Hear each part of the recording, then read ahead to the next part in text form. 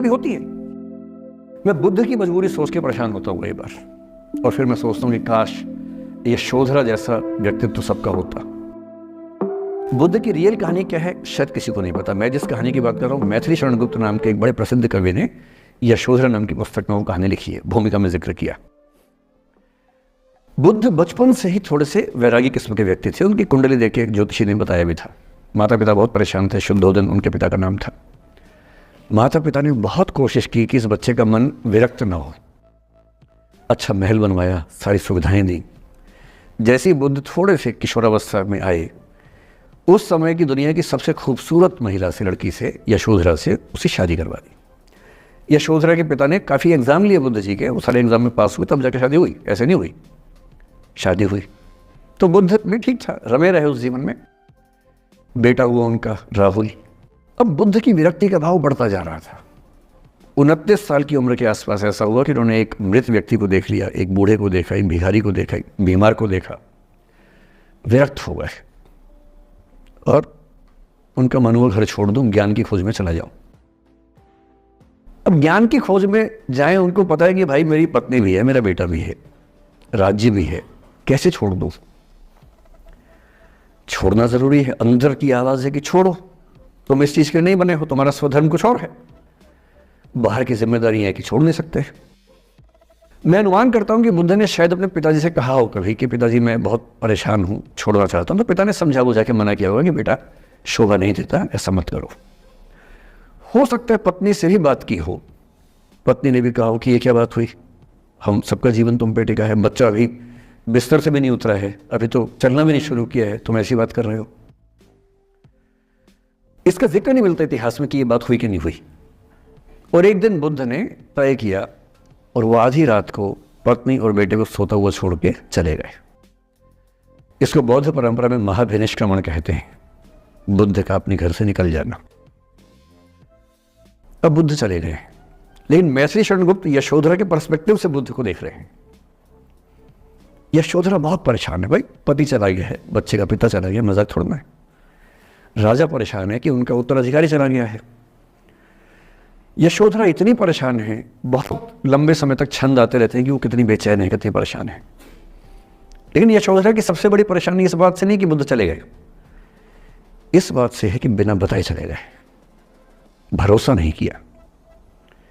और वो अपनी सहेली से कहती है, सिद्धि हेतु स्वामी गए, यह गौरव की बात। मुझे गर्व है कि मेरा पति इतने महान काम के लिए गया है। सिद्धि हेतु स्वामी गए, यह गौरव की बात, पर चोरी चोरी गए, यही बड़ा व्याघात।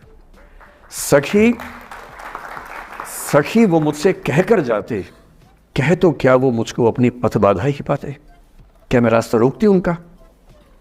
उसके मन में ये मलाल है कि बिना बताए चले गए। वो इस भाव को लेट गो नहीं कर पा रही है, परेशान है। फिर बुद्ध को ज्ञान मिला। 6 साल की तपस्या के बाद बोधगया में बोधि वृक्ष के नीचे ज्ञान मिला। बात फैल गई। जो 5 शिष्य बुद्ध को छोड़ के भाग गए थे उनके बुरे वक्त में, उन्हीं 5 को बुद्ध ने सबसे पहले ज्ञान दिया सारनाथ में, जिसको धर्म चक्रवर्तन कहते हैं। बुद्ध की ख्याति बढ़ने लगी।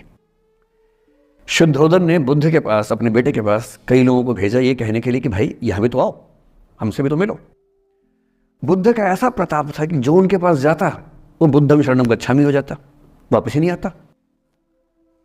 तो फिर शुद्धोदन ने बुद्ध के बचपन के एक दोस्त को ये कह के भेजा, भैया मैं जानता हूं तुम वापस नहीं आओगे, पर प्रभावित होने से पहले बोल देना कि पापा याद कर रहे थे। तो वो गया, उससे वायदा निभाया, हो तो गया, बुद्ध के संग में दीक्षित हो गया, पर वायदा निभा दिया।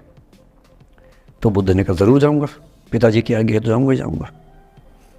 बुद्ध पहुंचे अपने कपिलवस्तु, जो अपना इलाका था, वहां पहुंचे। पूरे कपिलवस्तु में, नेपाल सिद्धार्थनगर से नेपाल जाएंगे तो नेपाल बॉर्डर पे कपिलवस्तु है। मैं देखने गया था वो जगह जहां बुद्ध पैदा हुए थे, बड़ा सुंदर स्थान है, आप भी जाकर देखेंगे अभी। तो बुद्ध पहुंचे रात को, एक धर्मशाला में रुके। अब वहां हल्ला मच गया कि राजा का बेटा धर्मशाला में। बुद्ध ने कहा भाई मैं देखो राजा का बेटा बन के नहीं आया हूं, मैं बुद्ध बन के आया हूं। सुबह उठ के भिक्षा मांगने लग गए उस इलाके में, अपने ही पिता के राज्य में। पिता ने सिर पीट लिया कि भाई क्या कर रहे हैं।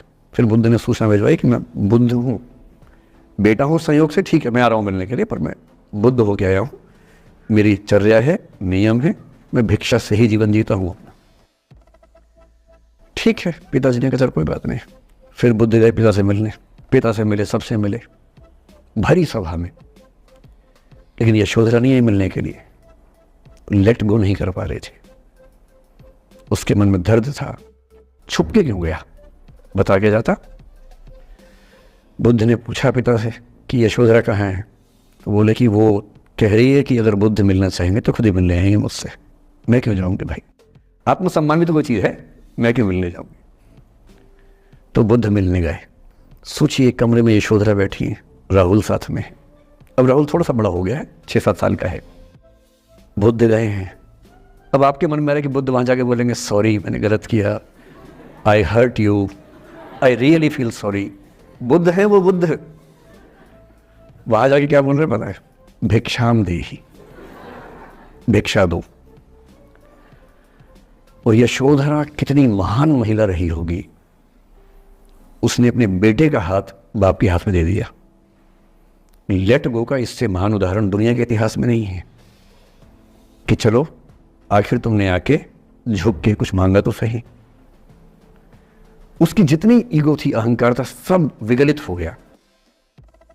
और जो औरत परेशान थी कि मुझसे बिना बताया गया, उसने अपने बेटे को दे दिया कि इसको लेके जाओ, क्योंकि मैं जानती हूं कि तुम महान काम कर रहे हो, और तुम महान काम कर रहे हो तो मैं क्यों बीच में आऊंगी भाई, मेरा पति महान काम कर रहा है तो मुझे खुशी होनी चाहिए, और तुम्हारी उस खुशी में मैं क्यों पीछे हटूं। बस मुझे भरोसे में लेके जाते तो और खुश होती।